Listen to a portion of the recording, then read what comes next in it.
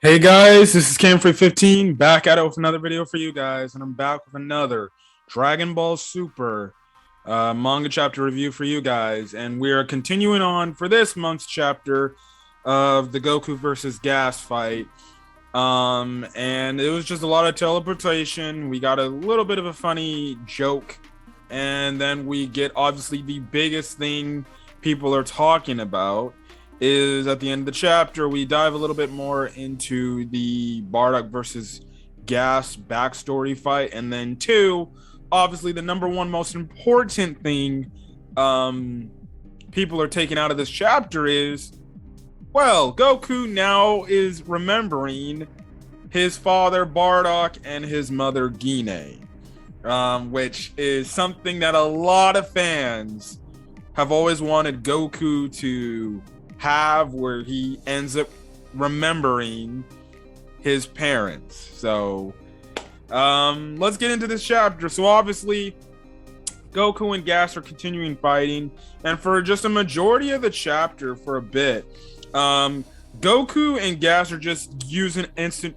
transmission all over the place, and mostly Goku's using instant transmission to these to obviously the Space Patrol, some of these Space Patrol members that he met from the last arc and the Moral arc, where they're at. So if they're like on a different planet, well then, you know, he goes on there, and stuff like that, and they're clashing and everything. They vanish. He ends up going to the planet where the Universe 6 announcer, the Universe 6/7 tournament announcer was his home planet was, and everything. So he appears there.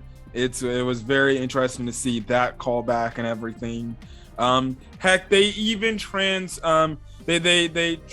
instant transmission, and Goku reappears in front of Monaka. Yes, I never thought I'd see this clown again, Monaka again, but yeah. And essentially he was like dumping dirt, or I guess dung or something, or poop or something. It was probably just dirt on Gas. And that was legit hilarious and everything.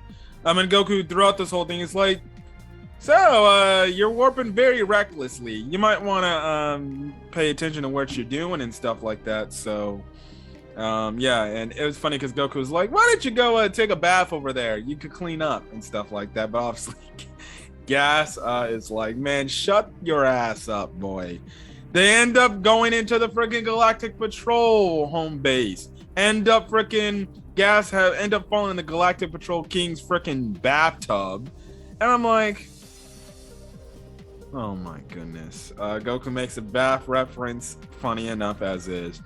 And in the meantime, Alec and company, as we go back to Planet Cereal, they're like, well, you know, they're wondering where Gas is at, but, you know, that's kind of the thing there.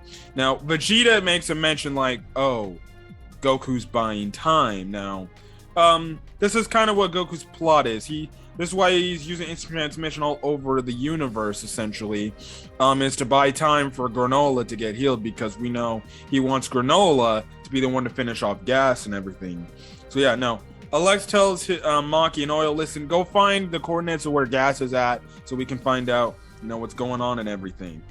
Anyways, we cut back to the fight. They're fighting the Galactic Patrol again, prison. And we actually see some of the prisoners from the Moral arc make references, and they actually know who Gas is. And they kind of antagonize Gas and everything. And the one panda guy is like, oh, the last time I saw you, you peed your pants, my guy.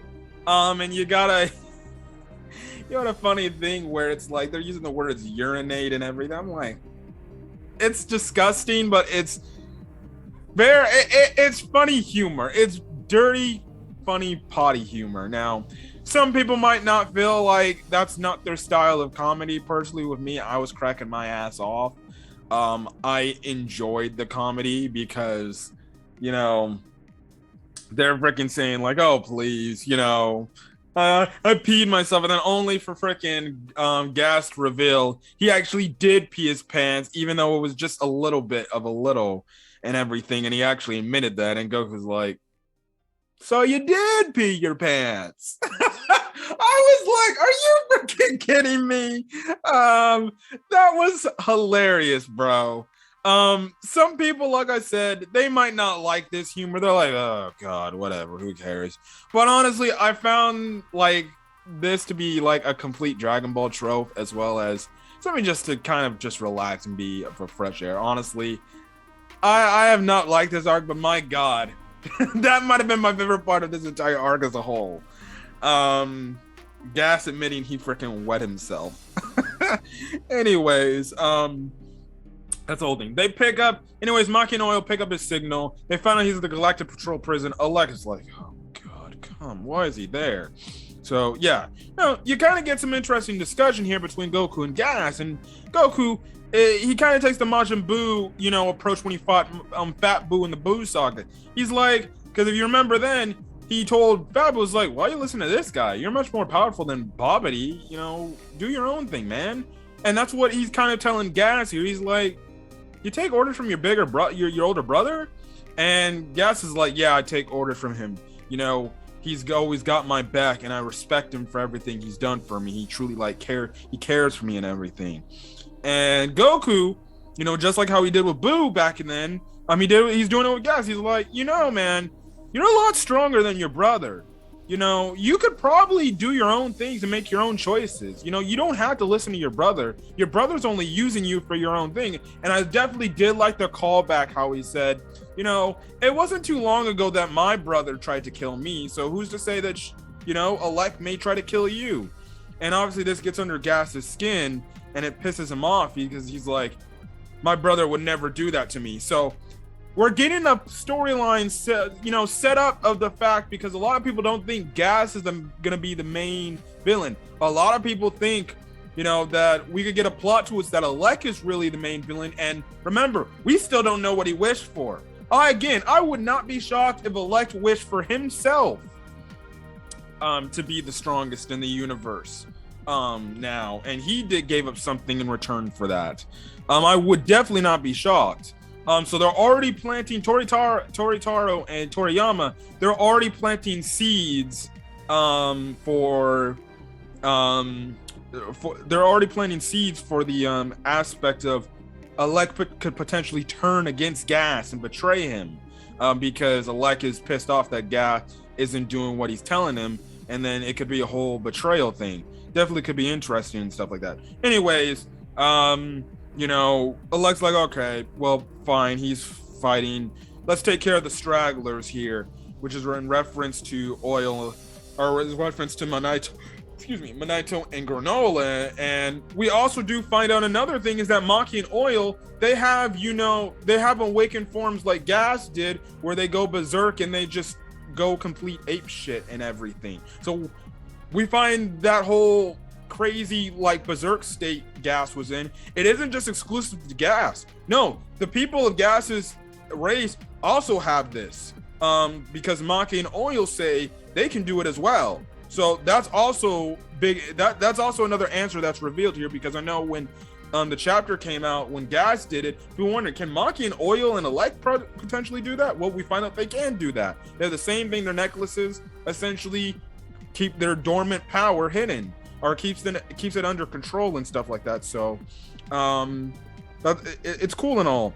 Anyways, Goku and Gas continue to fight. Goku ends up on one of the Galactic Patrol people's ship. Goku's always wondering, like, I can't keep this up. I can't keep playing defense. He's going to eventually catch up with me, and I'm going to be in trouble. But that's when Goku feels something, and he's like, oh, I got to go there. So right before it looked like freaking Gas was going to impale him, he uses instant transmission, and he instant transmissions to this planet where Whis and the Oracle Fish are at. Whis is shocked that Goku's there. He's like, what are you doing? And Goku's like, oh, hey, Whis, you think you can take care of this guy for me for a bit? And he vanishes back to planet Cereal and stuff like that. And I do like to mention of the fact that Gas is like, who's this guy to you? Goku's like, oh, he's my master. He's an angel and stuff like that. So yeah, Goku dips. Whis is shocked. He goes back to the Galactic Patrol ship, and then essentially he retraces his steps. He uses instant transmission through all the planets he once fought on, and then use it as a way to get back to planet Cereal quicker, and stuff like that. So he ends up getting right then and there, before Maki and Oil end up attacking Manito and Granola.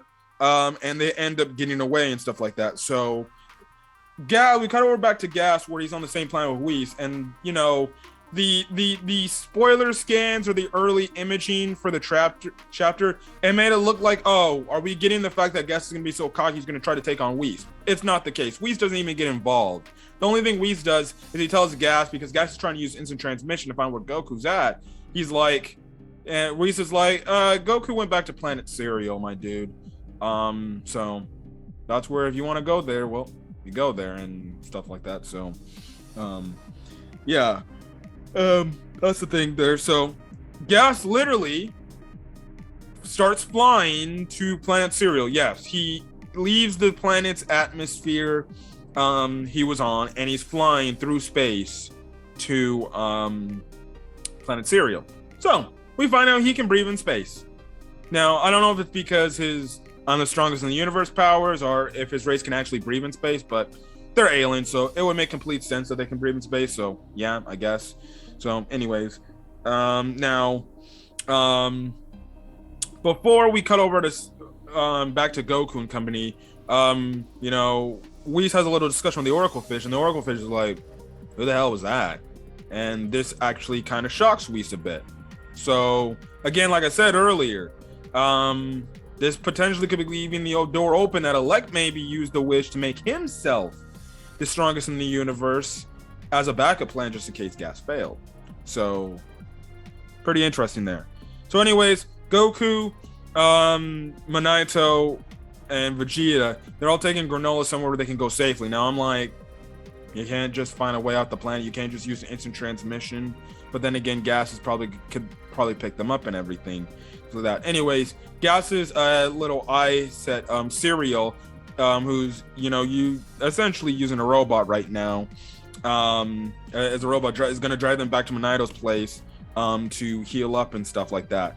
So yeah, now Elect's like, don't worry about them, they'll get going whenever they'll get going. We'll catch up with them and stuff like that later. So yeah, anyways, Goku gets a call from Whis. Whis tells him, listen, dude, I do not appreciate what you did. You ruined my dessert time. And then too, also, Gas is going to be coming into the planet within 20 minutes and stuff like that. This shocks Goku because Goku thought it would take Gas, or I'm guessing he thought Gas would be too stupid to realize. Maybe he should just go the opposite way, but he's essentially flying towards the planet and stuff like that. So yeah, then you get the whole discussion of how, you know, what is it? Whis asked Goku, like, so did you learn how to use Ultra Instinct better, and stuff like that? And obviously Goku's like, no, I'm kind of in trouble, you know, keeping my heart calm. You're like, how would you do this? And Whis obviously is like, look, dude, how much do I need to tell you? Make Ultra Instinct your own ability, your own power, and stuff like that, which I've had an issue with this Ultra Instinct bullshit crap. It makes no freaking sense. Like, okay, Goku mastered Ultra Instinct now. And that was obviously the issue I always had. Like, you should not be Master Ultra Instinct. It's way too soon. And what are you gonna do? And then they created the whole BS. Oh, there's different levels of tiers of freaking Ultra Instinct. And then now Whis is like, you know, dude, you need to understand how to make Ultra Instinct your own ability. You know, make it the way how you see it fit and everything. And I'm like, this makes no fucking sense. So it's like, it's this stupid trope that, oh, Goku needs to now make Ultra Instinct his own to get stronger with the ability. And it's like, what the hell is that supposed to mean? So, you know, I'm guessing this is going to lead to Ultra Goku, you know, trying to learn how to use Ultra Instinct in his own possible way. In a way, how that is, I don't know. I've said Toriyama and Toritaro have written themselves into a corner with Goku mastering Ultra Instinct way earlier. Again, like I said, if I was handling the manga, whatever was the final penultimate ending of the series of Dragon Ball for good is when I would have Goku be able to finally understand how to truly use mastered Ultra Instinct. And then that's when, you know, in his future, he can literally say, I can do Mastered Ultra Instinct at will. I have complete mastery of it, and I'm like the strongest person in the entire damn universe, and stuff like that. So that's just me. Yeah, whatever. So yeah, and Whis goes on to say, listen to the voice within you deep down. What are you really? And Goku's like, what am I? You're a fucking Saiyan. That's what you are. What is he supposed to say? I'm a mortal using the powers of a god. I wouldn't say the god powers of a god, the abilities of divine beings. So yeah. Anyways, they get back to Minaito's house. Minato is like, Goku, there's something I actually want to give you that was from your late father, Bardock. And he pulls out, well, he gives him Bardock Scouter and everything. And Bardock's like, yeah, Minaito's like, yeah, Bardock left this by himself. Now you get a nice scene. Where Goku's like, this was my dad's Scouter? What? And Vegeta, he grabs the Scouter. He actually puts it on, so we get a classic old Vegeta look with a Scouter, which, my God, we have not seen for a very long time. We have not seen Vegeta wear a Scouter for damn near years, and just having him wear a Scouter, I'm like, it takes him back to early Dragon Ball Z. So beautiful. So that was definitely a callback to early stage Vegeta there. We essentially find out from Vegeta that the Scouter is broken. And he's like, well, if I could get this to Bulma, she could repair it. But right now we can't do that. And stuff like that. So yeah. Now, apparently, too, there was also a voice recording on the Scouter, because we know Scouters can also leave recordings as well. And stuff like that of, you know, the events of whoever's wearing the Scouter and stuff like that. But Minaito's like, I couldn't find it because it's been broken for 40 years and stuff like that. So yeah. Now that's when Vegeta's like, man, if we had Bulma right now. But Sirius like, don't worry, I can fix that issue right now and stuff like that. And I can make sure to put the speakers on so you guys can hear the transmission and everything. So yeah. Anyways, Gas is obviously approaching the plant, is approaching. Maki and Oil make mention of this and stuff like that. So yeah.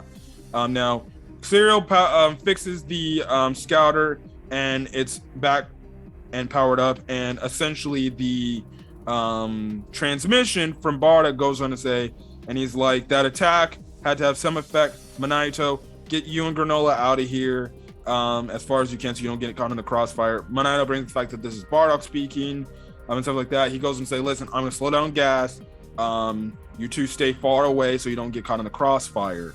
But the one thing Goku is taken away from this whole thing of this whole discussion is there's one word that Bardock says in his transmission. Is like, stay alive. And you get this panel where Goku's like, ugh, and he just has these words, stay alive. And then you see in his eyes start to kind of, you know, glow and light up a bit. And through his eye reflection, he sees Goku and Gine saying goodbye, which is the infamous panel from the Dragon Ball minus manga. Hell, even the Dragon Ball Super Broly movie, when Goku was a baby, you know, Bardock and Gine did the whole, you know, put him in this pod, and they're like, you know, stay alive, you know, Kakarot and stuff like that. We'll be coming to get you and everything. And that's when Bardock obviously said, you have to stay alive for obviously the purpose of the Saiyan races. And Goku's like, ah! And there's like this weird aura energy around him or something like that. Maybe it's just the straight up shock, or the fact that it's just like everything he's remembering from his Saiyan past before he clonked his head is coming back to him. It would be actually pretty weird to see if just by remembering his mom and dad, like maybe his personality somewhat kind of shifts. Like maybe he has a more serious tone, and actually, I'm not saying he's like hostile. He's still going to be Goku. But what if it's like, I won't say his complete entire personality, but what if like the mannerisms of Goku is a lot more mature than Goku we've seen as of this entire damn story? Because, you know, bumping his head, who's to say that bumping his head alone made him a little more like just unique in the way he acts. And you know, you wonder, what if he never did bump his head? Yeah, he would have probably destroyed the planet Earth and everything, but he might have actually been more mature and more serious. So what if he actually has a mannerisms change in the way he acts, and you know, he's actually kind of like just as serious as Vegeta, and he's like, yeah, we need to take care of this like right now. And Vegeta's like, what the hell happened to you? You're different, Kakarot. He's like, oh no, I'm myself, but you know, I think I remember everything now. So that would be definitely very freaking interesting. But that's where the chapter ends from the Goku's present story. We cut back to the past where we get the cover page titled Bardock versus Gas, but we only get like 5 pages worth of it.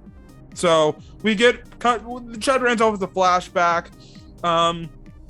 And the thing is, we see Bardock kind of kicking Gas's ass, but he throws him to the ground. That's when he makes a statement, get away, stay alive, and stuff like that. So yeah. And Gas shows himself against Bardock again, and he hasn't taken any damage. And Bardock's like, this kid's very tough. This is not going to be an easy fight to win, and stuff like that. So yeah, and Gas essentially ends the chapter by saying, you can't run. I'm going to end this right now, and I cannot afford to have Elect lose faith in me, not here. And this is why he ordered me to have this difficult task, which again, like I said, you know, feels like they're using the past as well, with Gas's explanation of like, I don't want to let Elect down, you know, and make him be disappointed in me. So that's why I'm thinking, you know, Elect could potentially turn on Gas and be like, brother, you failed me, and for that you die. I definitely could see that happening, and it's gonna be very interesting to see. But I thought this chapter of Dragon Ball Super was solid. You know, it's not the best, nor is it the worst. It's kind of just in the middle. It was a solid chapter read. I enjoyed the comedic moment, and I obviously enjoyed just more of the character story, of the progression of the story, and then, you know, just Goku remembering his mom and dad. Hey, I'm happy that seemingly he's gonna remember what they look like in a way. So it's gonna be interesting, and it would also be interesting if by remembering them, maybe his mannerism changed. I highly doubt that, but if it ever were to happen because he remembers it, well, maybe he has a change in the way he acts a bit.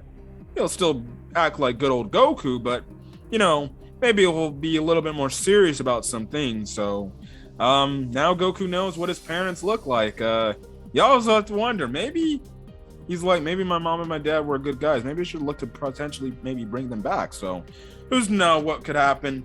I think what I just said is probably just wishful thinking, but we'll see where this story goes. But anyways, I'm gonna get out of here. If you guys like the video, leave a like. Put in the comment section your thoughts on this week's manga chat, or this month's manga chapter for Dragon Ball Super. I'm also gonna make a Dragon Ball Super superhero update video, because if you guys did not know, the movie sadly is being delayed. If you want to know why, it's because someone hacked Toei. I'll go more in depth with its own little video right then and there, and potentially the ramifications of that. So yeah, but other than that, I'm gonna get out of here. If you guys like the video, leave a like, put in the comment section your thoughts on this chapter, as well as hit the subscribe button if you want to get more Dragon Ball Super content whenever I'm able to get it for the channel. Anyways, guys, I'm gonna get out of here. Hopefully you guys have a great rest of your day or night watching this video. Until then, guys, stay safe out there. Peace.